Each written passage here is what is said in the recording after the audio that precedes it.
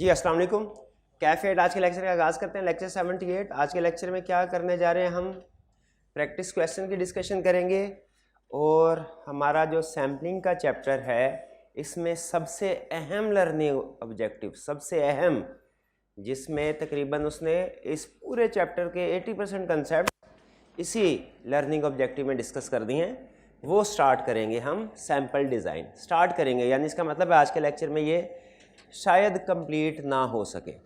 अगर कंप्लीट हो गया तो अच्छी बात, ठीक है, वो डिपेंड करता है आपकी अंडरस्टैंडिंग के ऊपर, और नहीं हो सका तो इंशाल्लाह कल इसको कंप्लीट करेंगे। लेकिन उससे पहले प्रीवियस लेक्चर में से कोई क्वेश्चन पूछना चाहते हो पूछ लीजिए।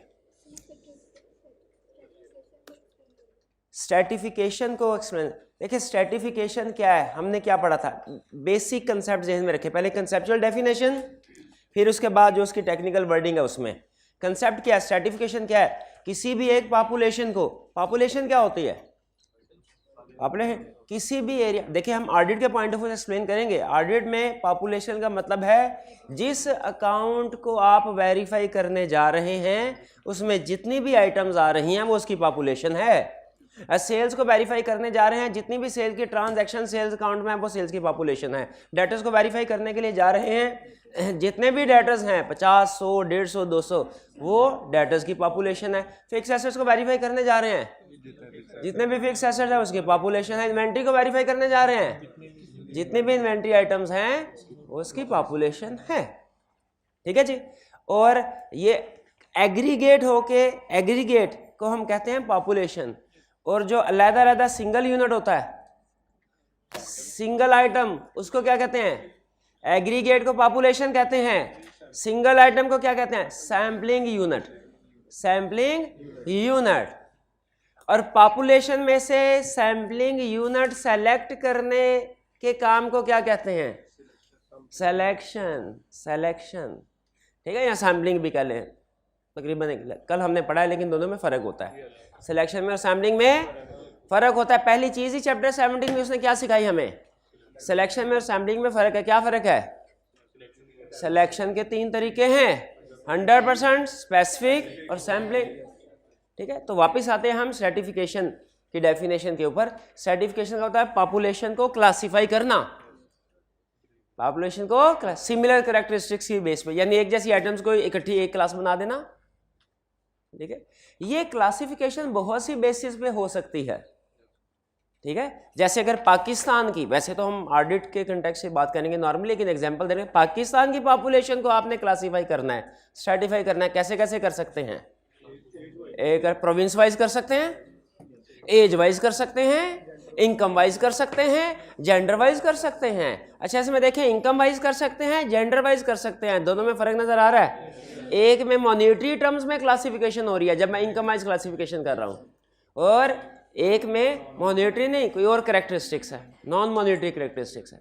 तो स्ट्रैटिफिकेशन क्या है, पॉपुलेशन की क्लासिफिकेशन बनाना। ये क्लासिफिकेशन मॉनेटरी टर्म्स में भी हो सकती है, नॉन मॉनेटरी में भी, लेकिन ऑडिट में ज़्यादातर हम किस बेस पे करेंगे, मॉनेटरी टर्म्स में, क्योंकि ऑडिट में हमारा सबसे बड़ा मकसद होता है बड़ी बड़ी आइटम्स को इकट्ठा करना। तो वो अमाउंट की बेस पे क्लासिफिकेशन करेंगे तो बड़ी बड़ी आइटम्स इकट्ठी होंगी ना। लेकिन याद रखिएगा हम ऑडिट में भी ज़्यादातर मॉनेटरी बेस पे करते हैं, लेकिन मॉनेटरी बेसिस के अलावा भी क्लासिफिकेशन कर सकते हैं। जैसे कल वो छोटा सा आपने टेबल देखा, उसमें उसने चेन स्टोर लैदा, रेस्टोरेंट लैदा, सुपरमार्केट लैदा, कुछ इस तरह क्लासिफिकेशन की थी, वो भी क्लासिफिकेशन ही थी, लेकिन वो मॉनेटरी बेस पे नहीं, वो टाइप ऑफ कस्टमर वाइज कह ले क्लासिफिकेशन थी। तो स्ट्रैटिफिकेशन समझ आ गया। देख एक डेफिनेशन पढ़ के मुझे बताएं, अगर एक लफ्ज़ भी ऐसा है जो समझ में नहीं आया तो मुझे बताएं, मैं आपको एक्सप्लेन करूं, ठीक है। एक दफ़ा आपके साथ रीड कर लेता हूं ताकि आपको थोड़ा कंफर्टेबल हो जाए। कह रहा है in stratification population is subdivided, subdivided means classified into different segments which have similar characteristic, यानी एक कैटेगरी के अंदर जितनी भी आइटम्स आएंगी वो सिमिलर कैरेक्टरिस्टिक्स होगी। हाँ, एक कैटेगरी और दूसरी कैटेगरी में फ़र्क होगा, ठीक है। जैसे कल हमने वो जो था क्वेश्चन टू जज़ाकल्लाह, कोई नहीं, उसमें देखें, जज़ाकल्लाह, चेन स्टोर है, एक कैटेगरी है, एक सुपरमार्केट है, एक रेस्टोरेंट है। रेस्टोरेंट के अंदर जितने भी आइटम्स हैं उनकी सेम कैरेक्टरिस्टिक्स हैं, लेकिन रेस्टोरेंट्स और सुपरमार्केट ये आपस में एक दूसरे डिफरेंट है, ठीक है। तो इसमें हमने एक जैसी आइटम्स को, इसका मतलब स्ट्रैटिफिकेशन में क्या करते हैं, एक जैसी आइटम्स को इकट्ठा कर देते हैं। And then sample is selected from each segment, वाह वाह, ईच सेगमेंट को अंडरलाइन कर रहे हैं, ये तो मैंने आपको पहले ही बताया था ना, ईच सेगमेंट। क्योंकि अगर किसी एक सेगमेंट को भी छोड़ दिया ना स्ट्रैटिफिकेशन करके, आप पूरी पॉपुलेशन पे ओपिनियन नहीं दे सकते, पूरी पॉपुलेशन पे ओपिनियन नहीं दे सकते, ठीक है। पूरी पॉपुलेशन में ओपिनियन देने के लिए आपको हर एक में से सैंपल सेलेक्ट करना पड़ेगा, बिल्कुल, ठीक है। और फिर कह रहा है कि population can be stratified by monetary values, इसका मकसद क्या होता है, ताकि लार्ज आइटम्स हम उठा सकें।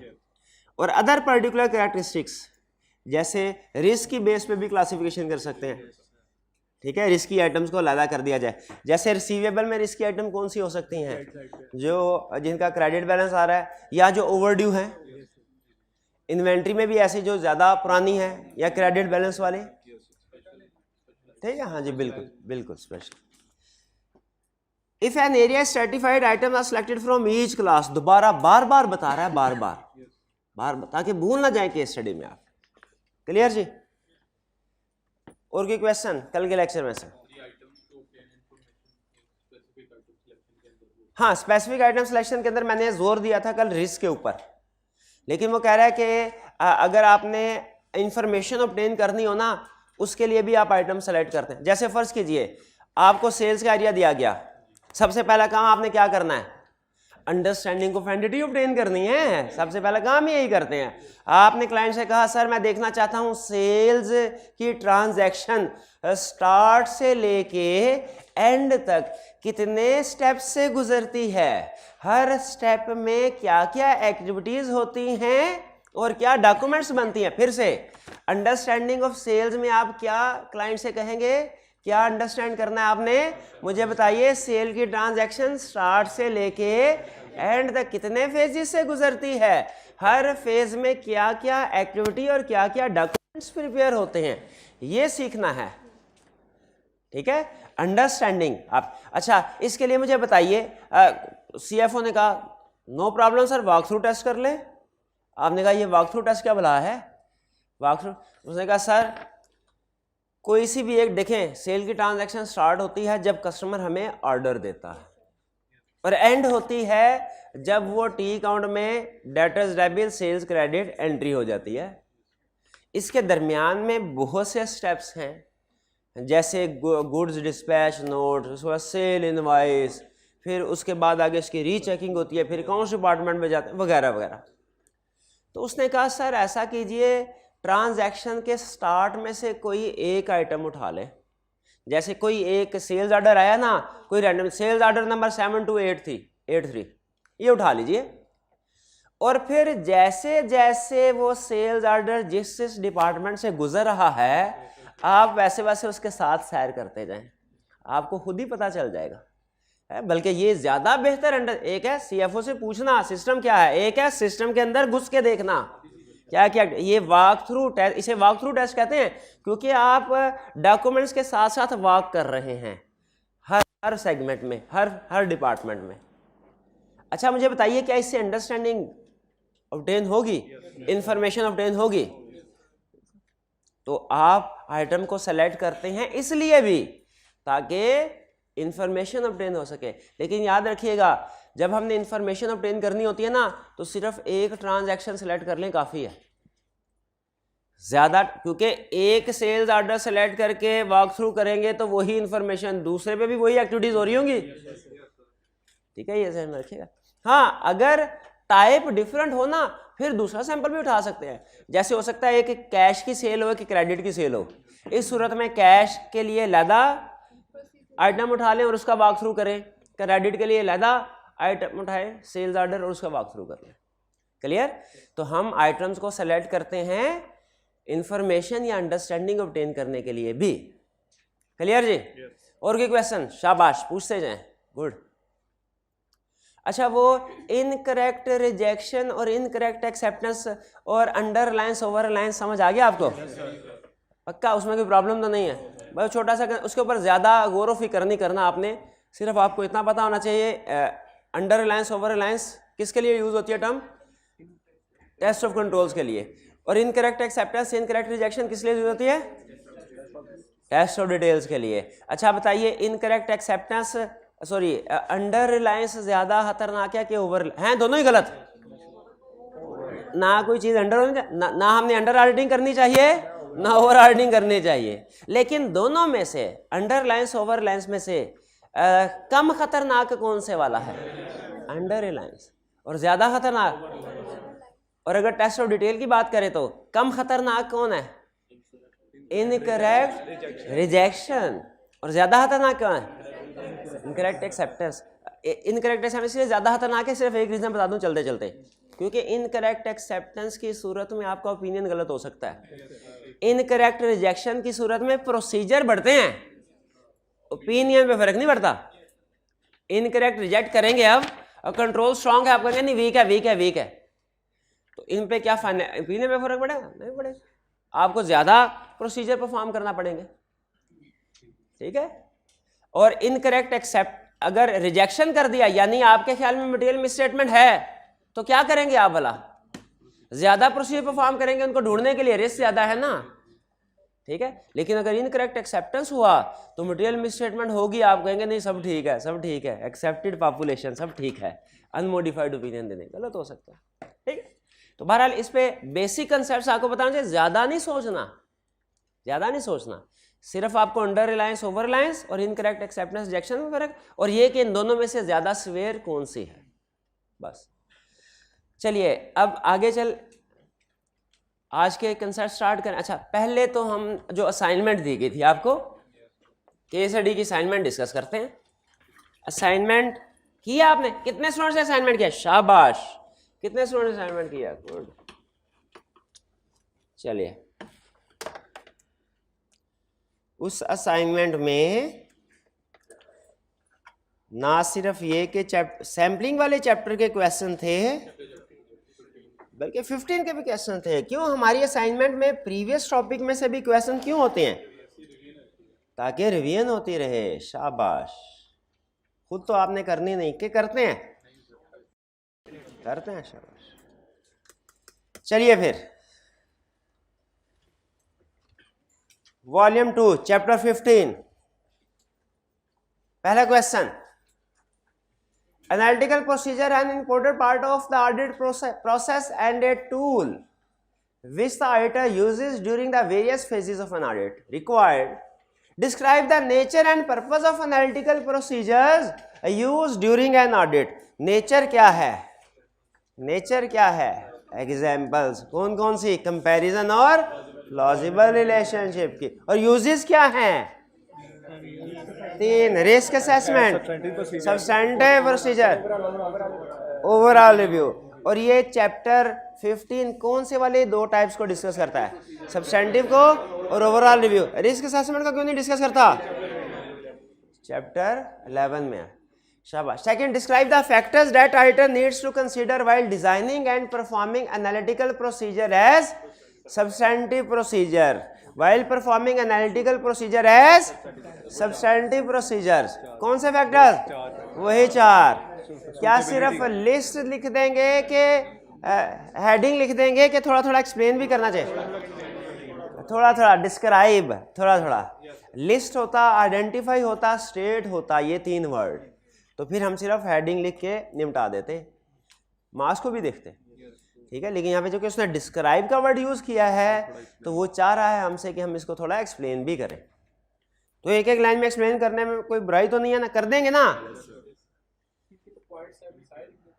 नहीं सारे 4 पॉइंट्स कवर करेंगे, 4 हेडिंग है, लेकिन हर हेडिंग में थोड़ा थोड़ा लिखना है, 4 हेडिंग्स लेके हर हेडिंग में एक एक 2-2 लाइन लिख दे, काफी है, और इतना लिखा जा सकता है। Third, describe the objective which an auditor expects to achieve while applying analytical procedure at the overall review stage of audit. Overall review stage of audit किस लिए परफॉर्म किए जाते हैं, क्या मकसद है, देखने के लिए अंडरस्टैंडिंग के साथ कंसिस्टेंट है कि नहीं, और एक और भी था, ये दो पर्पस थे, एक अंडरस्टैंडिंग के साथ कंसिस्टेंट है कि नहीं फाइनेंशियल स्टेटमेंट्स, और corporate conclusion on individual components. ये दो मकसद होते हैं ओवरऑल रिव्यू में। और अगर कभी ओवरऑल रिव्यू स्टेज पे कोई ऐसा रिस्क सामने आ जाए जो शुरू में सामने नहीं आया था तो उसको जाने दें। क्या मैं दोबारा ऑडिट खुल जाएगा? अभी तो खत्म होने जा रहा था ऑडिट, दोबारा सारा नहीं होगा, जो नया रिस्क है सिर्फ वही। शाबाश, ये 3 क्लियर। अच्छा, सेकंड को जरा गौर से एक दफा पढ़ ले, जहन नशीन कर लें। अगले क्वेश्चन में मैंने आपको रिकॉल करवाना है, ये क्वेश्चन नंबर 1 का सेकंड पार्ट, ठीक है? पढ़ लिया एक दफा, चलिए next question.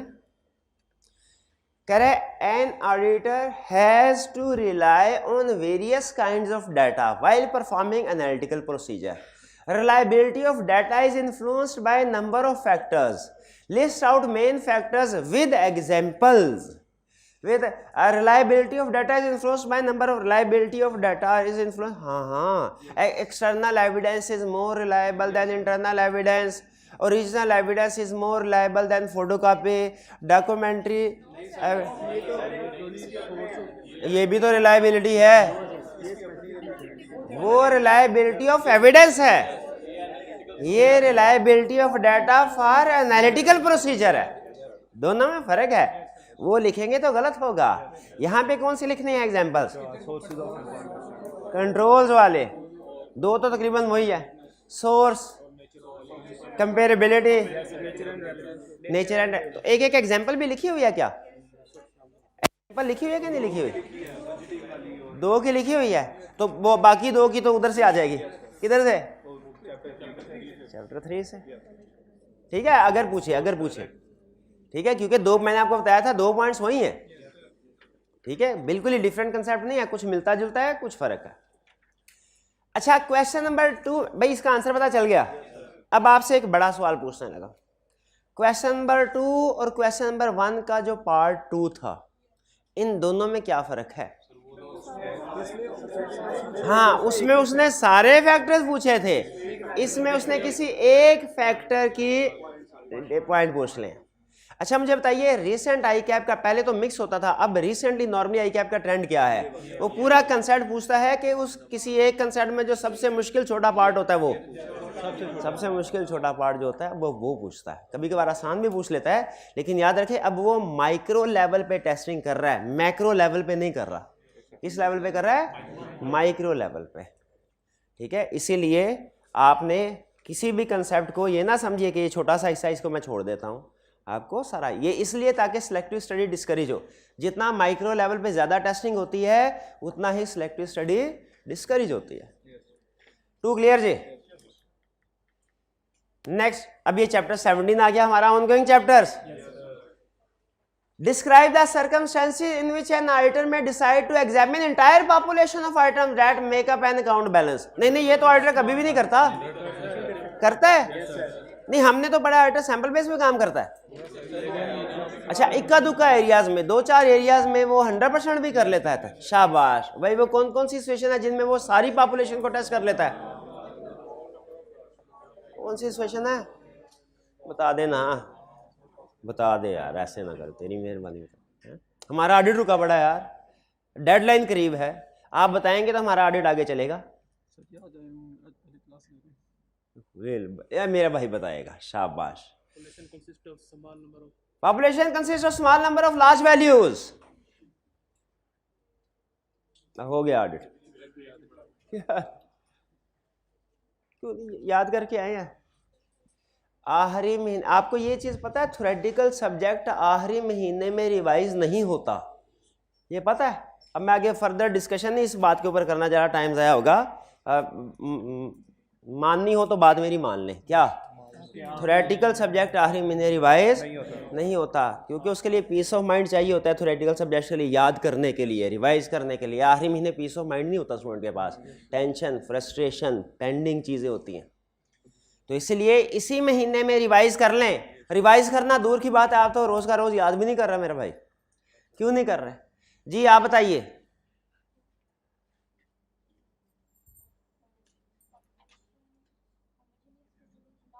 Population is not homogeneous, शाबाश। वो हेट्रोजेनियस वाला कौन था साइंसदान इधर कल बैठा था छोटे और हाँ हाँ ठीक है, नॉट होमोजेनियस हेट्रोजेनियस, मैंने कभी नहीं इससे पहले सुना हेट्रोजेनियस, मैं नॉट होमोजेनियस मुझे आसान लगता है। नहीं ठीक है, मैंने गलत नहीं कहा, बस थोड़ा सा साइंटिफिक लैंग्वेज थी। और when it is cost effective किस वजह से होगा? Due to application of computer assisted audit techniques, शाबाश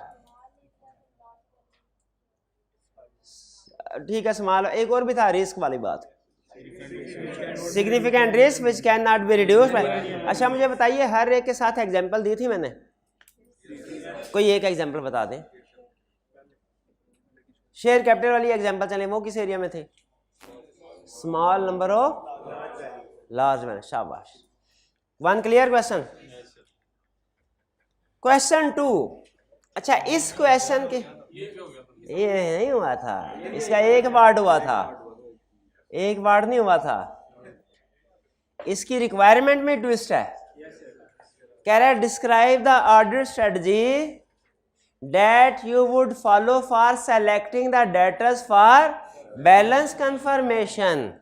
एक तो सेलेक्टिंग को अंडरलाइन करें, इससे तो आपको क्लियरली पता चल गया होगा कि वो पूछ रहा है सिलेक्शन कैसे करोगे, और सिलेक्शन कल हमने डिस्कस कर ली थी, सही कह रहे हैं आप। लेकिन एक और लफ्ज को भी अंडरलाइन करना है, बैलेंस कंफर्मेशन को।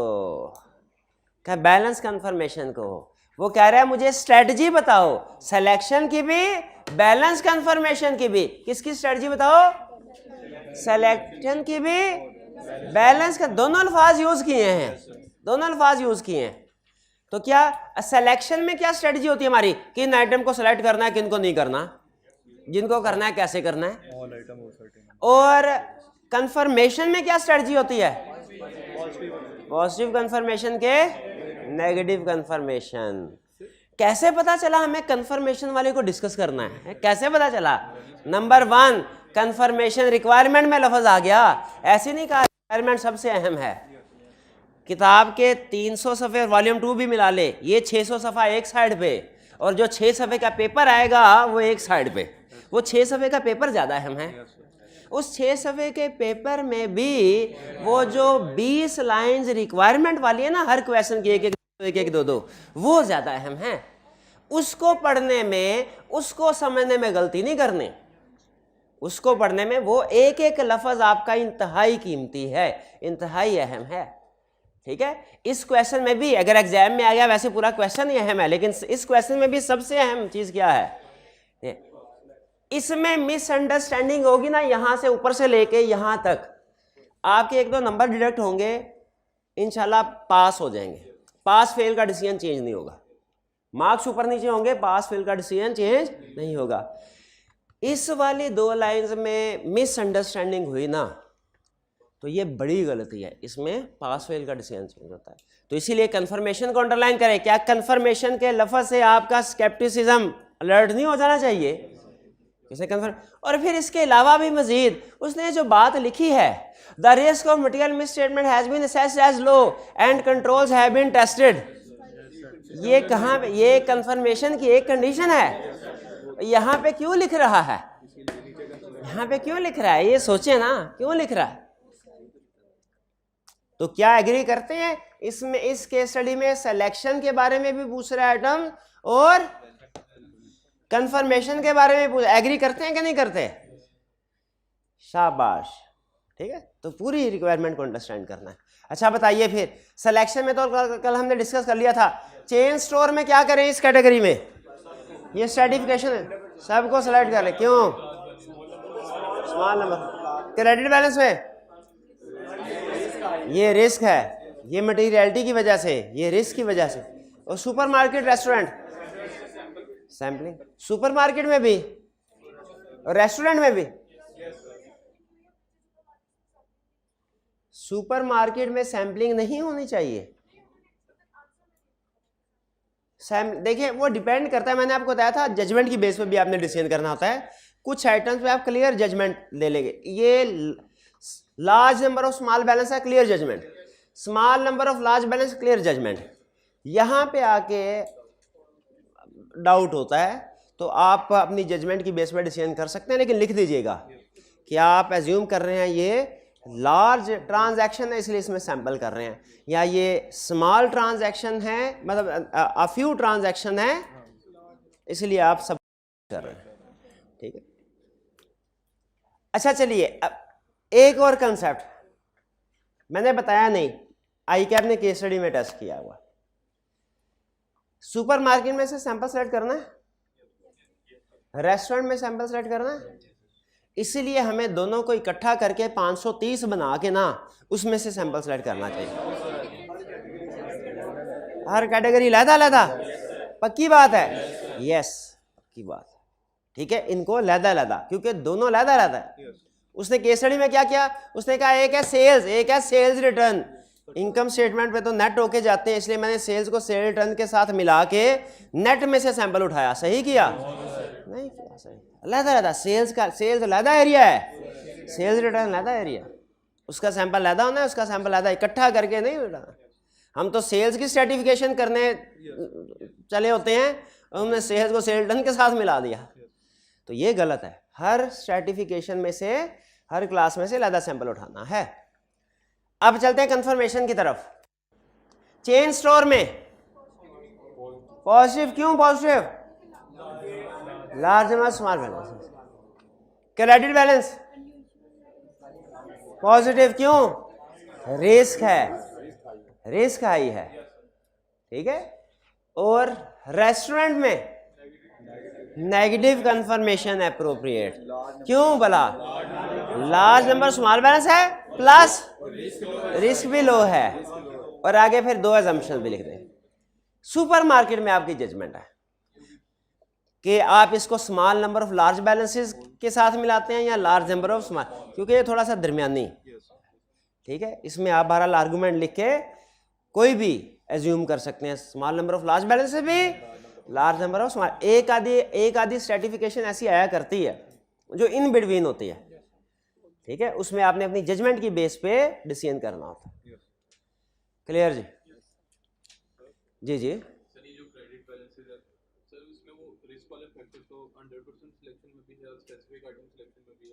रिस्क वाला, हाँ जी बिल्कुल। तो सर यहाँ पे तो हम स्पेसिफिक वाला यूज करें। अगर आपको लगता है इसमें रिस्क बहुत ज़्यादा सिग्निफिकेंट है तो आप इसमें क्रेडिट बैलेंस में सबको सेलेक्ट कर सकते हैं। जैसे यहाँ पे मैं देख रहा हूँ कि सिर्फ 3 आइटम्स हैं तो इसको सेलेक्ट कर लेना चाहिए, लेकिन अगर यहाँ पे 30 आइटम होती तो प्रोबेबली मैं सारी आइटम को सिलेक्शन ज़रूर करता क्योंकि रिस्की है, लेकिन उस सूरत में मैं सबको नहीं बल्कि इसमें से जो बड़ी बड़ी आइटम्स हैं उनको सेलेक्ट कर लेता। जी ओवरऑल रिस्क कम है, लेकिन इसका ये मतलब नहीं है कि रिस्क जीरो है, रिस्क अभी भी मौजूद है। नजर आ रहा है आपको? इसमें मौजूद है, क्रेडिट बैलेंस है। शायद उसमें ओवरड्यू डेटर्स नहीं है, इस वजह से उसने कह दिया कि ओवरऑल रिस्क कम है, बल्कि उसने कह दिया देयर आर नो ओवरड्यू, ठीक है। इस वजह से उसने रिस्क, लेकिन रिस्क कम होने का ये मतलब नहीं रिस्क जीरो है। क्या अगर किसी एरिया में रिस्क कम हो तो हम उसमें प्रोसीजर परफॉर्म ना करें? वो भी करना। क्लियर जी? इसमें तो इसमें सबसे अहम चीज हमने क्या सीखी कि सिलेक्शन भी करनी है, कंफर्मेशन का डिसीजन भी करना है। सबसे अहम चीज ये सीखी है। Question 3, in the context of ISA 530 order sampling and other means of testing, क्या हमारे लिए ISA के नंबर याद करना जरूरी है? नहीं जरूरी है, लेकिन एहतियातन मैंने आपको स्टार्ट में लिख दिया, मैं बुक के स्टार्ट में है ना कहीं पे, हाँ वो टेबल ऑफ कंटेंट्स में, हाँ तो फारग और टाइम में मैंने कहा था आपके कभी चाय शाय पीते हुए आ चाय पीने और साथ में ये नंबर भी देख लीजिएगा। याद करने लाजमी नहीं है, लेकिन आप कंफ्यूज भी ना हो ना, आपको पता होना चाहिए जिस तरह अकाउंटिंग स्टैंडर्ड के नंबर होते हैं उस तरह ऑडिटिंग स्टैंडर्ड के भी नंबर होते हैं, बल्कि अकाउंटिंग के छोटे होते हैं IAS 2, IAS 7, IAS, इसके क्या होते हैं 200, 300, 500। Can explain and provide examples of term sampling risk and non sampling risk. Sampling risk की डेफिनेशन देनी है। That items conclusion might be different, item based on sample might be different if entire population would have been tested. और non sampling risk क्या है? For any other reason, misinterpretation of evidence की वजह से, poor planning की वजह से, inexperience staff की वजह से, ठीक है ये सब। अच्छा नॉन सैम्पलिंग रिस्क की एग्जांपल्स तो आपने बता दी, ये सैम्पलिंग रिस्क की कौन सी एग्जांपल्स हैं? हाँ जी, रिस्क ऑफ अंडर रिलायंस और ओवर रिलायंस और रिस्क ऑफ इनकरेक्ट एक्सेप्टेंस। ठीक है, सैम्पलिंग रिस्क में आप हेडिंग बना सकते हैं test of control, examples of test of control, risk of under reliance, risk of over reliance, फिर examples of test of details, risk of incorrect acceptance, risk of incorrect rejection. यही example है। कोई problem इनमें? Reproduction का question था, कोई problem? कोई problem नहीं, शाबाश। अब इसको करते हैं क्लोज और अपने कंसेप्ट की तरफ चलते हैं। अच्छा, जब हमने कन्फर्मेशन का चैप्टर सीखा, कन्फर्मेशन का चैप्टर सीखा हमने, तो उसमें क्या हमने ये चीज सीखी कि जब कभी हम डिसाइड करेंगे कन्फर्मेशन सेंड करनी है तो स्टेप वाइज कुछ प्रोसीजर परफॉर्म करेंगे। याद है आपको? जरा बताइए कौन कौन से प्रोसीजर्स थे? कौन कौन से प्रोसीजर थे? सबसे पहले टाइमिंग, फिर इंफॉर्मेशन, फिर पॉजिटिव कंफर्मेशन या नेगेटिव टाइप, उसके बाद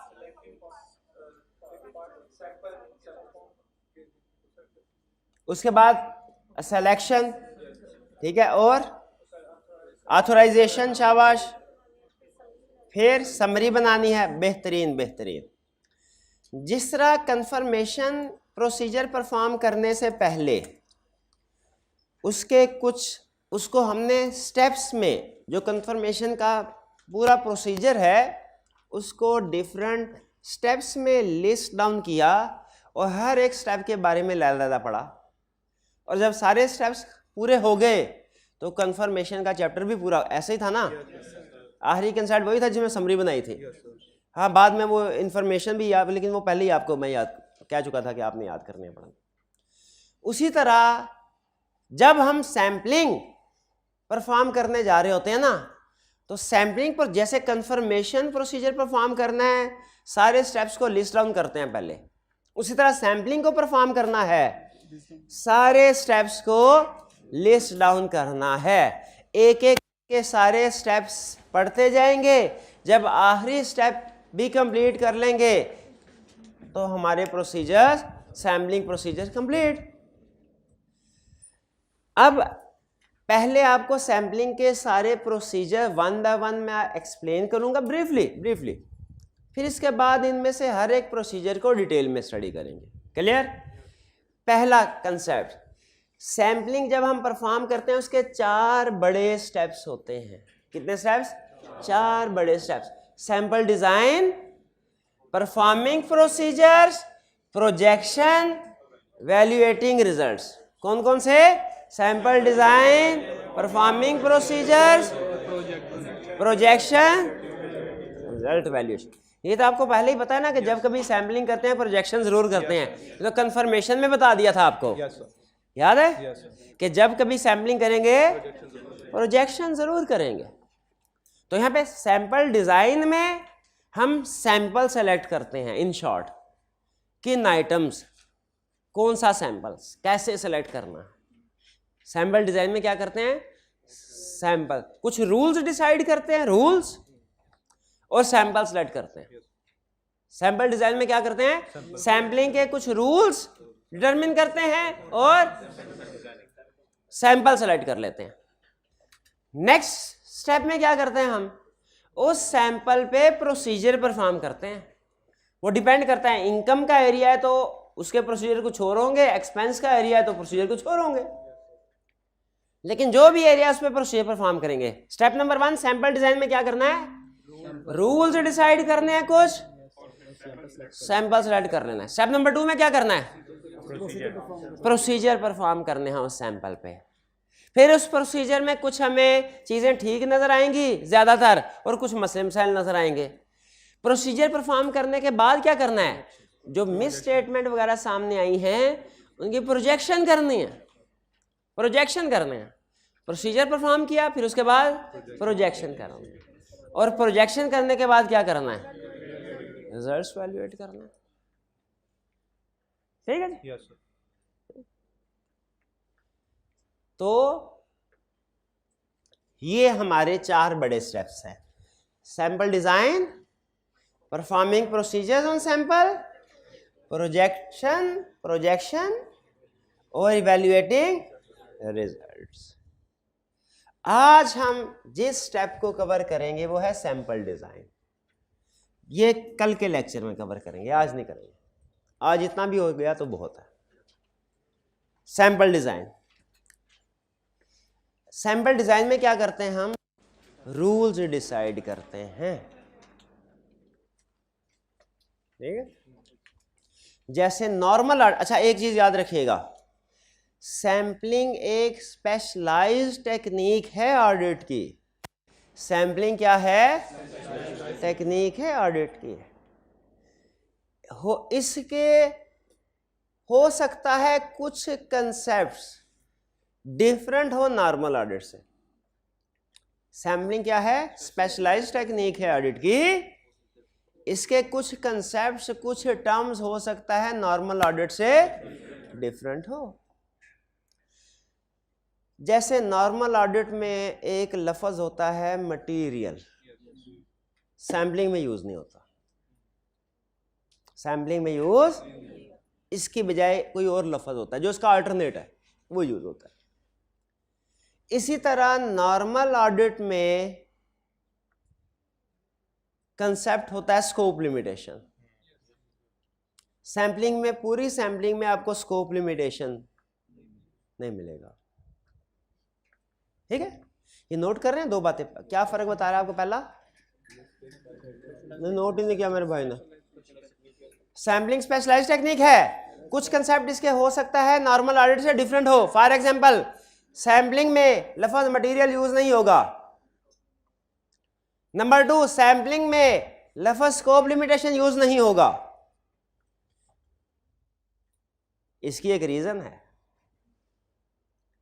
इसलिए कि नॉर्मल ऑडिट में या सैंपलिंग के अलावा जितनी भी आप केस स्टडी नॉर्मली करते हैं, जितने भी चैप्टर्स होते हैं, उनमें इम्पैक्ट ऑन रिपोर्ट भी पूछ लिया करता है। सैंपलिंग में इम्पैक्ट ऑन रिपोर्ट नहीं पूछेगा। इम्पैक्ट ऑन रिपोर्ट नहीं पूछेगा तो मटेरियलिटी किसका? नहीं। और फिर स्कोप लिमिटेशन डिसाइड करना भी जरूरी नहीं। इसका मतलब है सैंपलिंग हमें, सैंपलिंग में आप उसने qualified opinion, adverse opinion discuss नहीं किया होगा। सैंपलिंग में वो सिर्फ प्रोसीजर्स की हद तक रहता है, मॉडिफिकेशन इन रिपोर्ट की तरफ नहीं जाता। ठीक है, ये 2-3 चीजें ज़हन में रख लें, आगे चल के कुछ कंसेप्ट्स में काम आएंगी। तो अब तैयार है सैंपलिंग के कंसेप्ट सीखने के लिए, लेकिन जहन में रखिएगा सैंपलिंग स्पेशलाइज्ड टेक्निक है। इक्का दुक्का इसके कंसेप्ट नॉर्मल ऑडिट से डिफरेंट है। जैसे मटेरियलिटी की बात की हमने, जैसे स्कोप लिमिटेशन की बात की हमने, जैसे ओपिनियन की बात की हमने। मॉडिफाइड ओपिनियन इसमें नहीं डिस्कस होता। सैंपलिंग में पहला और अहम कंसेप्ट, सैंपलिंग किन प्रोसीजर के लिए परफॉर्म की जाती है? रिस्क असेसमेंट में सैंपलिंग होती है क्या?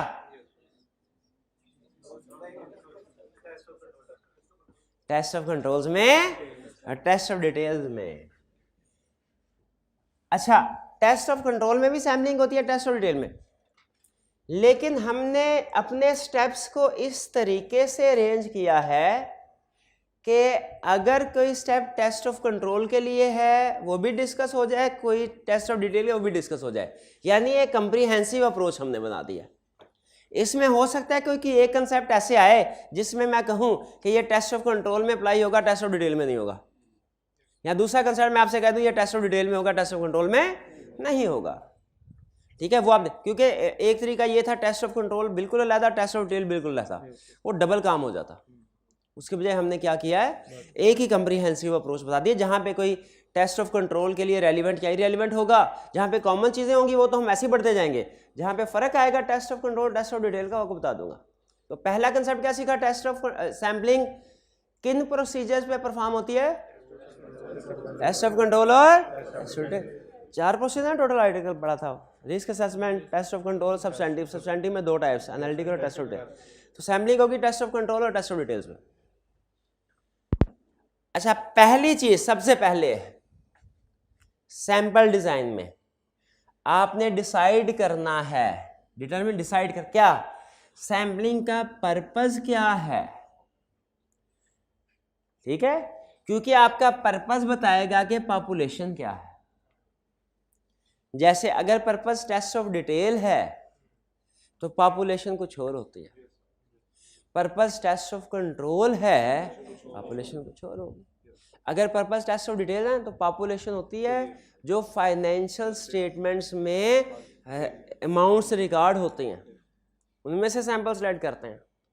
लेकिन अगर पर्पस हमारा टेस्ट ऑफ कंट्रोल चेक करना है कि क्या जो गुड डिस्पैच नोट है उसको रीचेक किया जाता है कि नहीं, इंश्योर करने के लिए कि सही चीज़ें कस्टमर ऑर्डर के मुताबिक सही चीज़ें डिस्पैच हो रही हों, ये टेस्ट ऑफ कंट्रोल होगा। इसमें हम फाइनेंशियल स्टेटमेंट्स के अमाउंट को सेलेक्ट नहीं करते बल्कि कस्टमर के ऑर्डर और गुड डिस्पैच नोट को सेलेक्ट करते हैं, ठीक है। तो हमारा पर्पस, अब सबसे पहले पर्पस डिसाइड करना क्या है, पर्पस क्या हो सकता है, यहां टेस्ट ऑफ कंट्रोल होगा, टेस्ट ऑफ डिटेल। और ये डिसाइड करना क्यों जरूरी होता है, क्योंकि पर्पस को सामने रख के हम फैसला करते हैं पॉपुलेशन क्या होगी।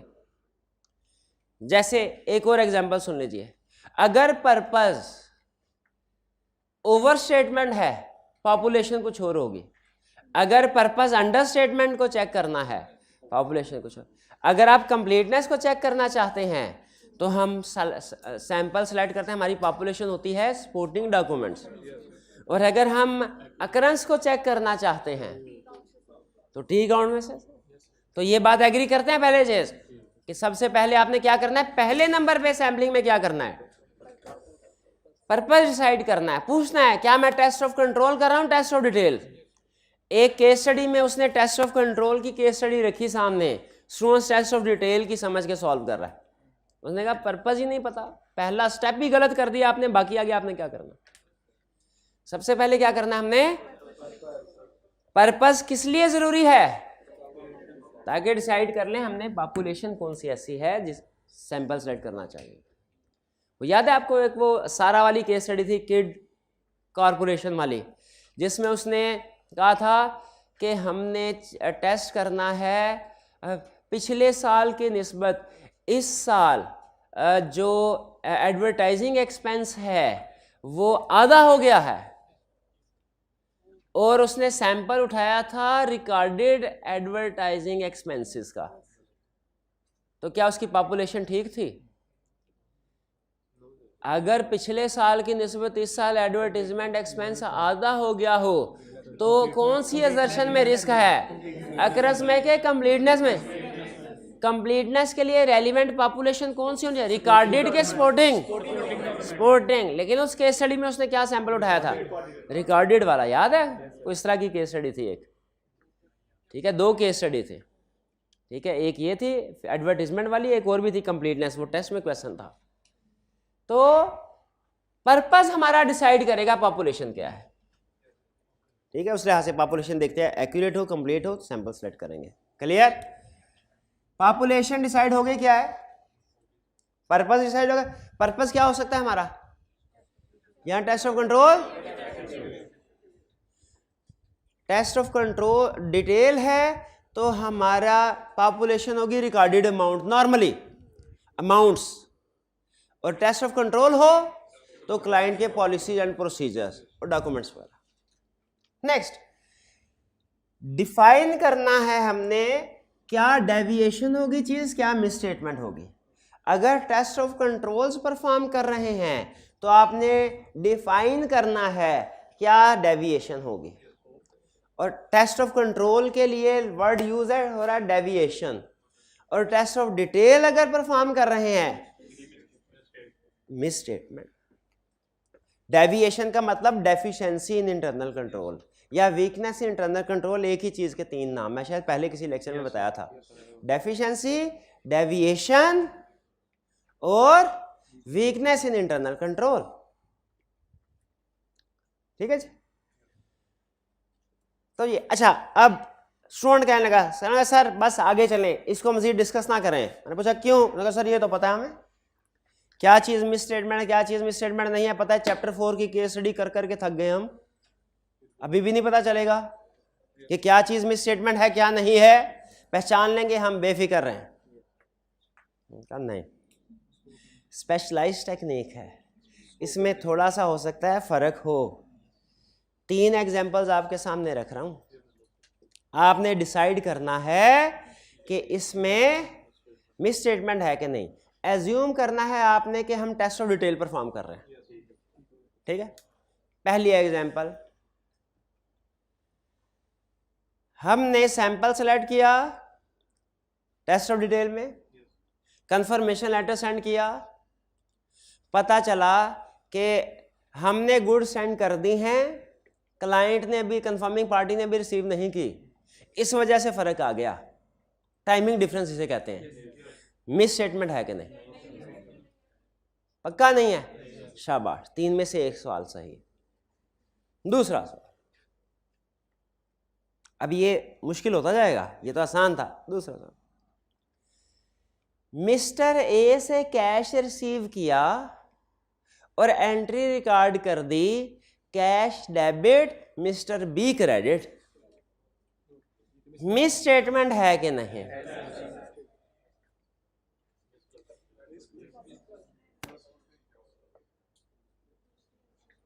बस फाइनल हो गया। कितने स्टूडेंट्स का ख्याल है मिस स्टेटमेंट है? कितनों का ख्याल है नहीं है? नहीं भाईजान, इसमें आप हार गए, ये मिस स्टेटमेंट नहीं है। तो मिस क्लासिफिकेशन भी मिस स्टेटमेंट होती है, नहीं होती क्या? करंट एसेट्स को फिक्स एसेट में, फिक्स एसेट को करंट में लगा रहे, नहीं है। बैंक लोन जो था, लॉन्ग टर्म लोन था, डेट कोवेनेंट की वायलेशन की, करंट में क्लासीफाई करना चाहिए, नहीं किया तो क्लासिफिकेशन मिस स्टेटमेंट है। लेकिन इस केस में तो क्लासिफिकेशन की मिस स्टेटमेंट भी नहीं है। अब हो हैरान आप कि कैसे नहीं है, ए से पैसे लेके बी में रिकॉर्ड के, इसलिए कि फाइनेंशियल स्टेटमेंट्स में डेटर्स अलग-अलग रिपोर्ट नहीं होते, इकट्ठे होते हैं। वो तो सेम रहेगा, टोटल डेटर्स तो सेम रहेगा, तो इसीलिए कोई मिस स्टेटमेंट नहीं है। क्लियर हुई है बात? मजे की एग्जांपल थी ना।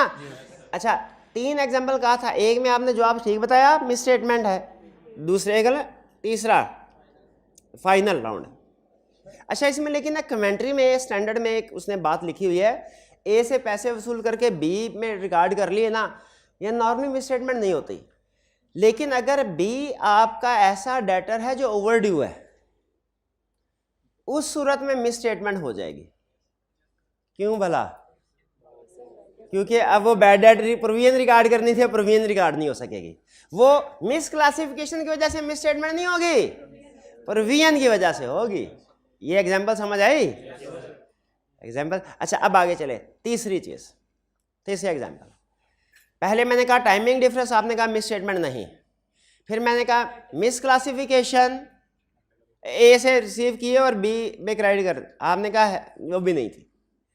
तीसरा केस, हमने डेटर को कंफर्मेशन लेटर सेंड किया, जवाब नहीं आया, हमने कहा नो प्रॉब्लम, अल्टरनेटिव प्रोसीजर कर सकते हैं।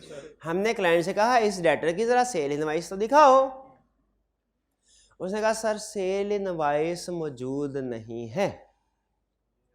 हमने कहा अच्छा, अगर कोई चेक लिया दिया है, कैश का रिकॉर्ड है, वो दिखाओ।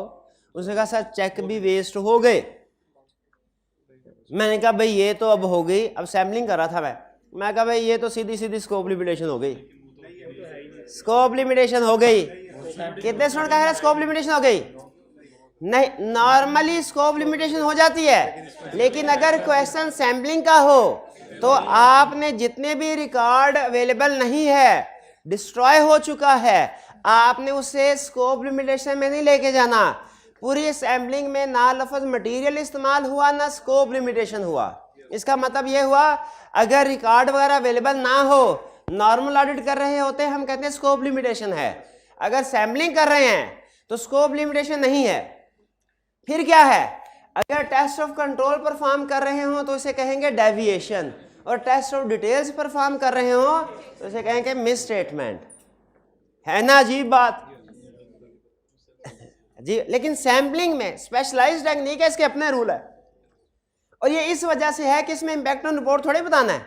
अगर इंपैक्ट ऑन रिपोर्ट बताना होता ना तो मिस स्टेटमेंट को लैदा करते, स्कोप लिमिटेशन को लैदा करते। इसमें इंपैक्ट ऑन रिपोर्ट तो बताने नहीं सैम्पलिंग के।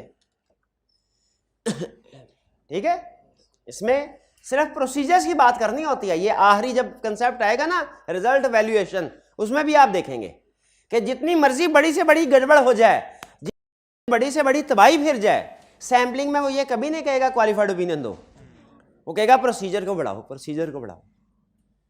भाई ये बात समझ आए?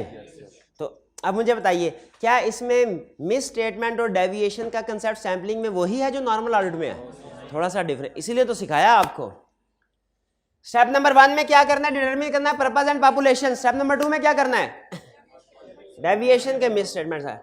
स्टेप नंबर 3 में make assessment of tolerable rate of deviation और मिस स्टेटमेंट। किसकी असेसमेंट करनी है? टॉलरेबल रेट ऑफ डेविएशन और मिस स्टेटमेंट। अच्छा मुझे बताइए, दोनों चीजें असेस करनी हैं, पहले कौन सी असेस करें? टॉलरेबल रेट ऑफ डेविएशन के tolerable rate of miss statement? पहली चीज टॉलरेबल रेट ऑफ डेविएशन है, रेट ऑफ मिस स्टेटमेंट नहीं है। रेट का लफ्ज कंट्रोल के लिए यूज होता है। रेट मतलब परसेंटेज, कंट्रोल जो डेविएशन है वो परसेंटेज में होती हैं, और जो मिस स्टेटमेंट है ये अमाउंट्स में होती है। ये लिख ले कहीं, डेविएशन परसेंटेज में होगी, यानी रेट मतलब परसेंटेज, और मिस स्टेटमेंट्स अमाउंट्स में होंगी। चूंकि टेस्ट ऑफ कंट्रोल पहले करते हैं, टेस्ट ऑफ डिटेल बाद में, इसीलिए पहले हमेशा आप देखें टॉलरेबल रेट ऑफ डेविएशन आएगा, फिर टॉलरेबल मिस स्टेटमेंट होगा। टॉलरेबल का कंसेप्ट क्या है सुने। टॉलरेबल नाम से जाहिर है जितना काबिल बर्दाश्त हो। पहले कंसेप्चुअल डेफिनेशन सुन लें। अगर टेस्ट ऑफ कंट्रोल परफॉर्म कर रहे हैं तो हमने क्या डिसाइड करना है? Tolerable rate of deviation. और टेस्ट ऑफ डिटेल परफॉर्म कर रहे हैं तो क्या डिसाइड करना है? Tolerable miss statement. भाई टॉलरेबल रेट ऑफ डेविएशन क्या है? ये ऐसा रेट है जो ऑडिटर डिसाइड करेगा, और फिर इसके बारे में, इस रेट के बारे में तसल्ली करेगा कि हमारी पॉपुलेशन में जो एक्चुअल रेट है डेविएशन का वो इस रेट से, टॉलरेबल रेट से ज़्यादा नहीं है, कम कम है।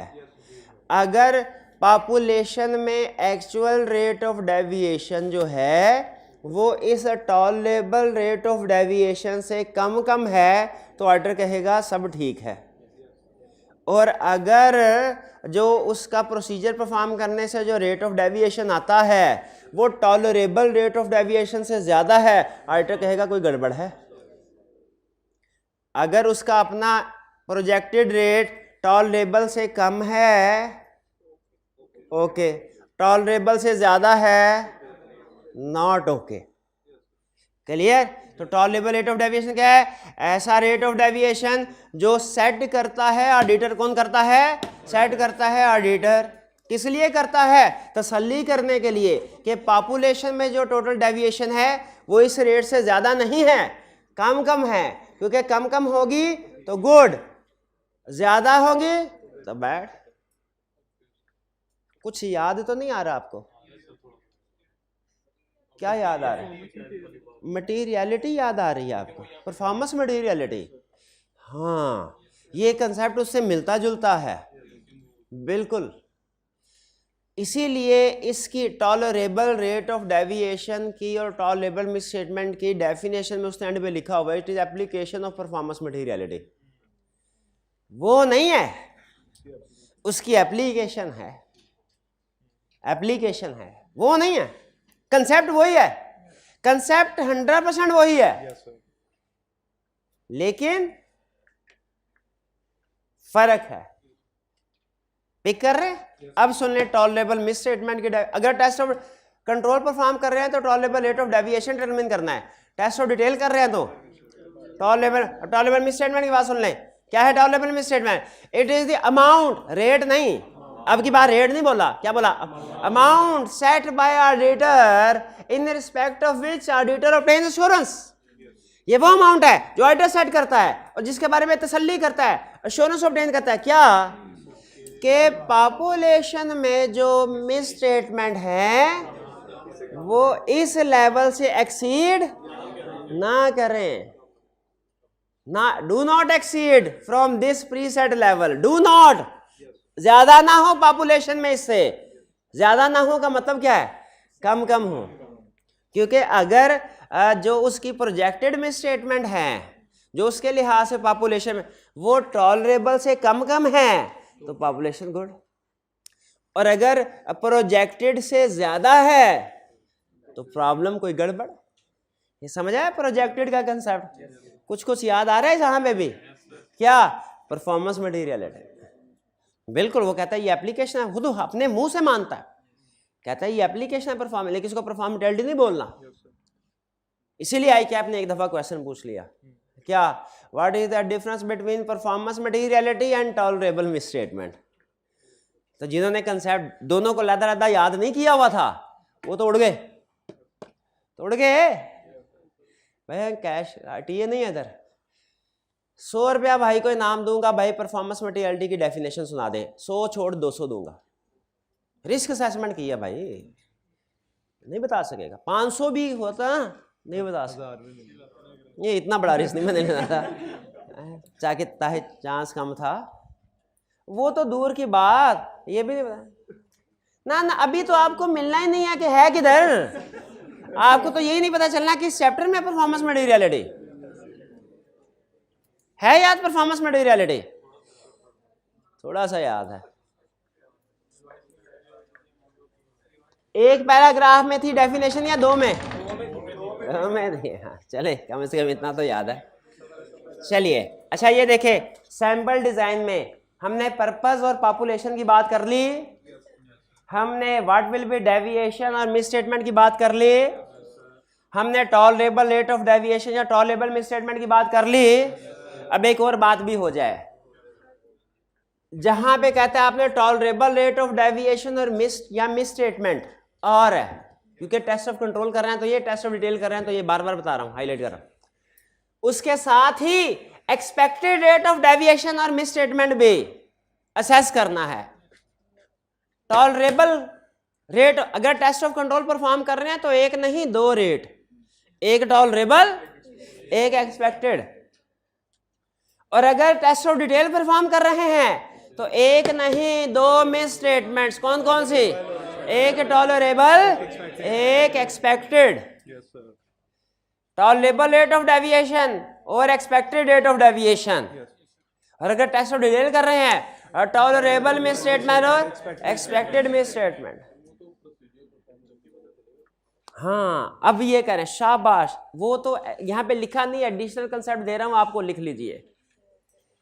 एक्सपेक्टेड रेट ऑफ डेविएशन, भाईजान कह रहे हैं सर अभी तो सैम्पलिंग शुरू भी नहीं की, अभी तो डिजाइनिंग स्टेज पे है, प्रोसीजर परफॉर्म नहीं किए। सही कह रहा है, डिजाइनिंग स्टेज पे प्रोसीजर परफॉर्म तो इधर होंगे ना, अभी प्रोसीजर परफॉर्म नहीं किए तो एक्सपेक्टेड रेट ऑफ डेविएशन कैसे पता चलेगा?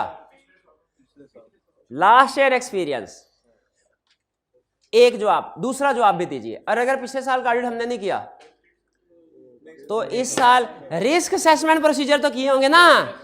Risk assessment procedure test of control से पहले होते हैं कि बाद में? पहले होते हैं, तो उस वक्त रिस्क असेसमेंट करनी ली होगी। तो एक्सपेक्टेड रेट ऑफ डेविएशन किस पे डिपेंड करता है? रिस्क पे। तो हमने कैसे असेस किया होगा? या तो पिछले साल एंड और या फिर रिस्क असेसमेंट स्टेज, इसी साल रिस्क असेसमेंट स्टेज पे। और एक्सपेक्टेड मिस स्टेटमेंट कैसे डिटरमिन किया होगा? इसके 2 नहीं 3 रीजन। कौन स्टूडेंट बता सकता है? 100 रुपए इनाम क्लास के बाद। अभी वो भाई नहीं है TM. Expected rate of deviation कैसे डिटरमिन होता है ये मैंने आपको लिखवा, ये एडिशनल कंसेप्ट है, लिख ले अपने पास। ऑनलाइन स्टूडेंट्स आप भी लिख लें, ये बुक में नहीं है, वैसे ही मेरा दिल किया मौज में, मैंने कहा बता देते हैं ये भी कंसेप्ट। ठीक है, एक्सपेक्टेड रेट ऑफ डेविएशन कैसे डिसाइड होता है? रिस्क पे। रिस्क कैसे पता चलेगा? या लास्ट ईयर के रिजल्ट्स की बेस पे या इस साल रिस्क असेसमेंट स्टेज पे। और एक्सपेक्टेड मिस स्टेटमेंट कैसे डिटरमिन होगा? ये 2 नहीं 3 बेसिस। पहला लास्ट ईयर की बेसिस, दूसरा इसी साल की रिस्क असेसमेंट स्टेज पे आपको पता चला होगा, तीसरे शाबाश। तीसरा, जो टेस्ट ऑफ कंट्रोल्स के रिजल्ट्स हैं उनकी बेस पे। अच्छा ये अजीब बात है, ये अजीब बात है। क्लास के बाद 100 रुपया ले लीजिएगा, हालांकि दो भाई ने बताए थे तीसरा, लेकिन असल में यही अहम था। अच्छा ये अजीब बात, test expected date of deviation में हमने ये नहीं बोला था कि टेस्ट ऑफ डिटेल के रिजल्ट्स पे एक्सपेक्टेड डेट डिपेंड करता है। हाँ, क्योंकि वो परफॉर्म ही नहीं हुए। ये चीज़, ये कंसेप्ट भाई बात समझ आई। अब स्टूडेंट कहने लगा सर समझ तो आगे, लेकिन दोनों में फ़र्क क्या है? Tolerable rate of deviation, expected date of deviation में फ़र्क क्या है? फ़र्क सुन लीजिए। Explain with the help of example. ये भाईजान रोज आते हैं, असाइनमेंट भी करते हैं, सवाल भी पूछते हैं, लेक्चर गौर से सुनते हैं, नोट भी करते रहते हैं। एक वो भाई इनके साथ बैठते हैं, आज नहीं आए, छुट्टियां करते हैं, वो असाइनमेंट भी नहीं करके आते, सवाल भी नहीं पूछते, क्लास में आके मोबाइल देखते रहते हैं। दोनों पेपर देने के लिए गए ऑडिट का। ये कितने पे पास होगा? नहीं, ये कितने पे पास होगा? कितने मार्क्स पे? 50। दूसरा पे 50। तो दोनों का जो आई कैप के लिए टॉलरेबल रेट ऑफ डेविएशन है, दोनों का 50% ही है। लेकिन खुद बताइए, एक्सपेक्टेड रेट ऑफ डेविएशन क्या दोनों का सेम? टॉलरेबल दोनों का सेम है? एक्सपेक्टेड सेम है क्या? क्यों सेम नहीं है? किसका ज्यादा है? जो गैर हाजिर है उसका एक्सपेक्टेड रेट ऑफ डेविएशन ज्यादा है। इसलिए ज़हन में रखिएगा, वो एक हमारा मटीरियलिटी लेवल है, एक है risk. Different materiality level overall हमारा हर एरिया के लिए सेम होता है, नॉर्मल ऑर्डर में भी जो 5% ऑफ प्रॉफिट है, लेकिन रिस्क हर एरिया में सेम नहीं होता। उसी तरह टॉलरेबल रेट ऑफ डेविएशन या टॉलरेबल मिसस्टेटमेंट, ये अलग कंसेप्ट है। Expected rate of deviation, expected misstatement अलग कंसेप्ट है। दोनों में फर्क क्लियर हुआ जी? आगे चलते हैं। आप कहता है जी सबसे पहले सैंपल डिजाइनिंग स्टेज में सबसे पहले आपने क्या किया? पर्पस और पॉपुलेशन डिसाइड किया। फिर क्या किया? डेविएशन और मिस स्टेटमेंट डिसाइड किया। फिर क्या किया? टॉलरेबल रेट ऑफ डेविएशन या टॉलरेबल मिस स्टेटमेंट, और expected rate of deviation, expected miss statement. अब आज का समझ लीजिए आखिरी concept, sampling approach. Sampling approach भाईजान, एप्लीकेशन लिखिए। क्या लिखिए? एप्लीकेशन। कल की छुट्टी की दरखास्त लिखें, लिखना। ये भाईजान ने एक रजिस्टर निकाल के लिखना शुरू कर दिया। साथ वाले को मैंने कहा, उसने कहा सर अभी भाई ठहर जाना, सचमुच ना ले। उसने कहा सर अभी लीजिए। उसने लैपटॉप निकाला, उसके ऊपर टाइप कर दिया। कौन सही कर रहा है? दोनों सही कर रहे हैं। वो मशीन्स की मदद ले रहा है, ये मशीन्स की मदद नहीं ले रहा, ये अपनी ह्यूमन स्किल्स को यूज कर रहा है। वो hardware, software, computer assisted audit techniques को यूज कर रहा है। दोनों ठीक है, दोनों ठीक है, ठीक है। तो सैंपलिंग करने की दो अप्रोचेस हैं। एक अप्रोच है कि आप कंप्यूटर की, मशीन्स की, हार्डवेयर की, सॉफ्टवेयर की, लैपटॉप की हेल्प लें, और दूसरी अप्रोच क्या है? उनकी हेल्प ना लें, human skills, human experience, human judgement की बेस पर सैम्पलिंग करें। एक तरीका है कि आपने सैंपल सेलेक्ट करना है, ऐसे सेलेक्ट कर लें। अच्छा पहला क्या? ये ऐसे टी काउंट सामने पड़ा हुआ है, इसको सेलेक्ट कर लो, इसको सेलेक्ट कर लो, इसको सेलेक्ट कर लो, ऐसे भी सिलेक्शन। एक तरीका क्या है? सारा रिकॉर्ड, सारी इनवाइसेस कंप्यूटर में फेंकी, उससे कहा रैंडमली 10 इनवाइसेस जनरेट कर दो। कंप्यूटर ने 10 इनवाइसेस जनरेट कर दी। ये भी क्या ये ठीक तरीका नहीं है? ये भी ठीक है, दोनों ठीक है। तो सैंपलिंग की दो बड़ी अप्रोचेस हैं, स्टैटिस्टिकल और नॉन स्टैटिस्टिकल। स्टैटिस्टिकल अप्रोच कौन सी है? इन शॉर्ट कंसेप्चुअली, जिसमें हम सॉफ्टवेयर की, स्टैटिस्टिकल टूल्स की हेल्प लेते हैं। उस स्टैटिस्टिकल टूल्स आपको पता है कि वो कंप्यूटर के बगैर नहीं चलते। कंप्यूटर के बगैर, ये तो आपको पता नहीं, वो एवरेज के फार्मूला लिखाया जाए, स्टैट के फार्मूला याद किए आपने? बड़े बड़े फार्मूले होते थे, कैलकुलेशन ही कैलकुलेशन। प्रैक्टिस में सॉफ्टवेयर है, क्लिक करते हैं, mean, median, mode, standard deviation, variance, probability, हर चीज कैलकुलेट कर देते हैं। तो अगर आपने सैम्पलिंग करते हुए स्टैटिस्टिकल टूल को यूज किया तो इसे कहते हैं स्टैटिस्टिकल सैम्पलिंग, और अगर सैम्पलिंग करते हुए स्टैटिस्टिकल टूल को यूज नहीं किया, अपनी जजमेंट को यूज किया, इसे कहते हैं नॉन स्टैटिस्टिकल सैम्पलिंग। याद रखिएगा, याद रखिएगा, बज़ाहिर लगता है स्टैटिस्टिकल सैम्पलिंग अच्छी है, स्टैटिस्टिकल सैम्पलिंग अच्छी नहीं है, लेकिन स्टैंडर्ड कहता है दोनों की इजाजत है, डिपेंड करता है। अगर आप जिस फॉर्म में आर्टिकल्स कर रहे हैं उसके पास बहुत खुले पैसे हैं, वो अपने ट्रेनिंग स्टूडेंट्स को लैपटॉप भी देते हैं, उन्होंने इंटरनेशनल फर्म के साथ एफिलिएशन करवा के उनके सॉफ्टवेयर भी यूज़ करते हैं, तो फिर वो स्टैटिस्टिकल सैम्पलिंग यूज़ कर लें। और अगर फर्म नहीं है, सेटअप नया है, पैसे बजट कम है, तो नॉन स्टैटिस्टिकल सैम्पलिंग कर लें। ठीक है, काम तो जूनियर नहीं करना है ना, पार्टनर ने तो सिर्फ कह देना है कि भाई सैम्पलिंग। तो ये सैम्पलिंग समझ आ गया। याद रखिएगा प्लस माइनस दोनों क्या हैं, लेकिन दोनों की ही इजाजत है। कह रहा है स्टैटिस्टिकल सैम्पलिंग क्या है, ऐसी sampling approach that involves random selection of item. Random को अंडरलाइन करें। जिंदगी में पहली दफा रैंडम का लफ्ज आपने किस सब्जेक्ट में पढ़ा होगा भला? स्टैट में। रैंडम को अंडरलाइन कर लें, तो इसका मतलब है स्टैटिस्टिकल सैम्पलिंग की डेफिनेशन में ये लफ्ज लाजमी आना चाहिए। फिर इसके बाद and application of probability theory to evaluate result, यानी आइटम को सिलेक्ट करना है रैंडमली और रिजल्ट्स को वैल्यूएट करना है प्रोबेबिलिटी थ्योरी से। प्रोबेबिलिटी को भी अंडरलाइन करें और बताएं जिंदगी में पहली दफा प्रोबेबिलिटी का लफ्ज, स्टैटिस्टिकल सैम्पलिंग में रैंडम का लफ्ज भी आना चाहिए, प्रोबेबिलिटी का भी। रैंडम कब यूज होती है टेक्निक? आइटम को सेलेक्ट करने के लिए। प्रोबेबिलिटी थ्योरी कब यूज होती है? ये आइटम रैंडम सिलेक्शन। फिर उसके बाद अच्छा मैंने 100 में से 10 आइटम उठाई, उनमें से एक में प्रॉब्लम है, 10 में एक में प्रॉब्लम है, तो 100 में कितनी प्रॉब्लम होगी? ये प्रोबेबिलिटी, ये है प्रोबेबिलिटी थ्योरी। ये आपने प्रोबेबिलिटी थ्योरी अप्लाई की है, आपको खुद भी एहसास नहीं है हालांकि, लेकिन ये प्रोबेबिलिटी थ्योरी थी। ठीक है, ये प्रोबेबिलिटी यही होती है ना। तो ये statistical and measurement of sampling risk. Statistical sampling में सैम्पलिंग रिस्क को भी मेजर, फार्मूला होते हैं ना, डेविएशन वगैरह कैलकुलेट करते हैं। ये आपने पढ़ा था डेविएशन में कि रिस्क होता है, डेविएशन रिस्क। चले हाँ, अब ये एडवांस लेवल पे जाके पढ़ेंगे आप।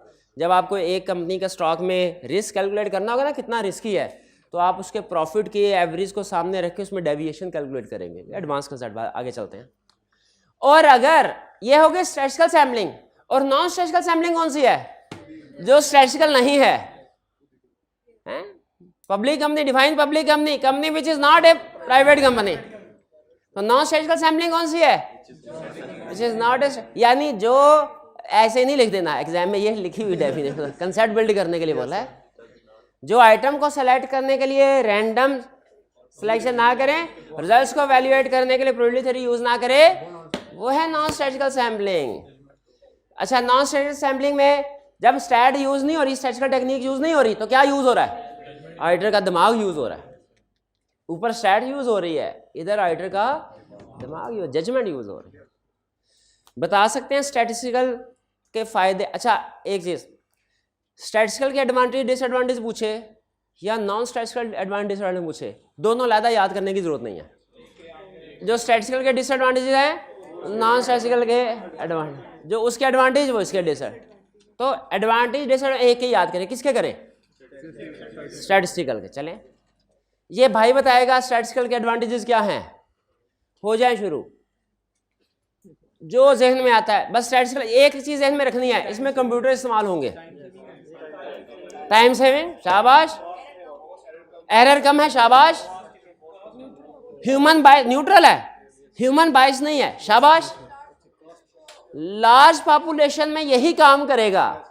हम तो हाथ जोड़ देते हैं, लार्ज पॉपुलेशन देखिए हमसे ना हो पाएगा, कंप्यूटर कहता है मैं कर लूंगा। और चले, ये डिसएडवांटेज क्या है? कॉस्ट, कॉस्ट एक नहीं, दो नहीं, 3-4 तरह की। सबसे पहले हार्डवेयर की कॉस्ट, फिर सॉफ्टवेयर की कॉस्ट। अच्छा, हार्डवेयर और सॉफ्टवेयर की कॉस्ट करके लैपटॉप दे भी देता जूनियर को, वो फिर उसमें गेम खेलना शुरू हो जाता है, तो उसकी ट्रेनिंग भी करनी पड़ती है। उसे पूछे भाई क्यों तुझे लैपटॉप दिया था प्रोबेबिलिटी थ्योरी अप्लाई करने, स्टैटिस्टिकल से ये क्या कर रहे हो? सर करने नहीं आता मुझे स्टैटिस्टिकल थ्योरी। तो मुझे जो यूट्यूब वीडियो देखनी आती है वो कर रहा हूँ, फेसबुक पोस्ट करनी आती है वो कर रहा हूँ, तो ट्रेनिंग भी करनी पड़ती है, इसकी भी कॉस्ट है, ठीक है। और फिर इसे डिफेंड करना मुश्किल होता है थोड़ा, इसे जस्टिफाई, यानी नॉन स्टैटिस्टिकल सैम्पलिंग में, रिव्यू में इसको डिफेंड करना थोड़ा मुश्किल होता है। ये आपको समझ ना पॉइंट, सुन लें फिर। और इसके बाद आपसे एक सवाल पूछूंगा, उसके बाद लेक्चर खत्म। एडवांटेज डिसएडवांटेज आप पढ़ लीजिएगा, सेल्फ एक्सप्लेनेटरी है, कुछ हमने डिस्कस कर लिया, एक अधूरा रह गया होगा, पढ़ेंगे समझ आ जाएगी, उसमें कोई रॉकेट साइंस नहीं है, बस एक कंसेप्ट प्रैक्टिस में आपके काम आ जाए। प्रैक्टिस में स्टैटिस्टिकल सैम्पलिंग और नॉन स्टैटिस्टिकल सैम्पलिंग, बताइए कौन सी बेहतर है? गैस कीजिए कौन सी ज़्यादा यूज होती है? स्टैटिस्टिकल। गलत, नॉन स्टैटिस्टिकल। क्योंकि अगर स्टैटिस्टिकल प्रैक्टिस में स्टार्ट होना कहता है ये कंप्यूटर, ये सॉफ्टवेयर, ये आर्टिफिशियल इंटेलिजेंस, ये मेरी जजमेंट को, मेरे एक्सपीरियंस को रिप्लेस कर सकती है? कभी नहीं कर सकती। इसीलिए ऑडिटर अपनी जजमेंट की बेस पे डिसीजन करना ज़्यादा प्रेफर करता है, क्योंकि थोड़ा थोड़ा अंदर डर है कहीं आर्टिफिशियल इंटेलिजेंस हमें, हालांकि नहीं कर सकती है, तो जो भी जितनी मर्जी इंटेलिजेंट हो जाए है तो आर्टिफिशियल ही है, तो रिप्ले, लेकिन फिर भी ऑडिटर अपने एक्सपीरियंस को अप्लाई करना, अपनी जजमेंट को अप्लाई करना ज़्यादा बेहतर समझते हैं। ये है ऑफिशियल स्टेटमेंट। अब अंदर खाते की स्टेटमेंट आपको देता हूँ, जो असल बात है वो क्या भला। अगर हम कंप्यूटर के जरिए उसे कहें ना कि ये सैंपल और सेलेक्ट करो रैंडम, वो सैंपल सेलेक्ट करता है ना, वो सारा रिकॉर्ड में आ जाता है कि ये सैंपल। अब उसको हम दाएं बाएं नहीं कर सकते। अगर किसी में मसला है ना, तो फिर हमें उसको डिग डाउन करके डिटेल में प्रोसीजर परफॉर्म करके उसकी तह तक पहुंचना पड़ेगा। लेकिन अगर यही हमने नॉन स्टैटिस्टिकल सैम्पलिंग की हो ना, उसमें अपनी जजमेंट की बेस पे सैंपल, कहीं पे मसला आया ना, वो क्या करते थे, हम उस पर्ची मसला बंद करके दोबारा अगला सैंपल। किसने पूछा क्या सर रैंडम सिलेक्शन है जजमेंट के बेस पे? मैंने कहा कोई रिकॉर्ड है? नहीं सर रिकॉर्ड नहीं है, ये तो स्टैटिस्टिकल में होता है, यानी ओरिजिनल सिलेक्शन। डॉक्यूमेंट्स हम इसमें भी करते हैं। तो इसीलिए प्रैक्टिस में ज़्यादा कौन सा यूज होता है सैम्पलिंग? Non statistical. स्टैटिस्टिकल नहीं, पैसे कौन लगाएगा, नहीं फर्म लगाती, पैसे इतने होते नहीं है बेचारों के पास, ठीक है जी, नहीं होते इतने, जूनियर्स के लिए नहीं होते भाई। ये स्टैटिस्टिकल और नॉन स्टैटिस्टिकल सैम्पलिंग समझ आ गई। और ये अगले सफ़े पे एडवांटेजेस और डिसएडवांटेजेस हैं, ये भी समझ आ गया। ये उम्मीद है पढ़ेंगे, इनमें से ज़्यादातर तो हमने डिस्कस कर लिए हैं, ठीक है, लेकिन अगर कोई रह गया तो इंशाल्लाह कल डिस्कस कर लेंगे। यहाँ पे निशान लगा लें कि यहाँ तक हमने कवर कर लिया है। कल बहुत इंटरेस्टिंग कंसेप्ट होने जा रहे हैं, और आज जो हमने पढ़ा है ना, इसमें ICAP रिप्रोडक्शन का क्वेश्चन टेस्ट करता है। कल जो सैम्पल डिज़ाइन में सैम्पल कंसेप्ट पढ़ने जा रहे हैं, उसमें ICAP केस स्टडी, और ये बात मैं नहीं, ये आपको बुक और पास्ट पेपर फैसला करेंगे इस चीज़ का, ये बात ठीक है कि गलत। तो कल के लेक्चर में आपने छुट्टी नहीं करनी, वैसे तो आज भी नहीं किया आपने, जो आज आ गया इसका मतलब वो किसी भी दिन आ सकता है, जो आज आ गया, आज से ज़्यादा क्या उम्मीद है, इससे ज़्यादा तेज़ बारिश तो नहीं होगी ना, उम्मीद है। चलिए जी, असाइनमेंट ज़रूर कीजिएगा। आज का लेक्चर यहाँ पे ख़त्म करते हैं हम। अल्लाह हाफ़िज़।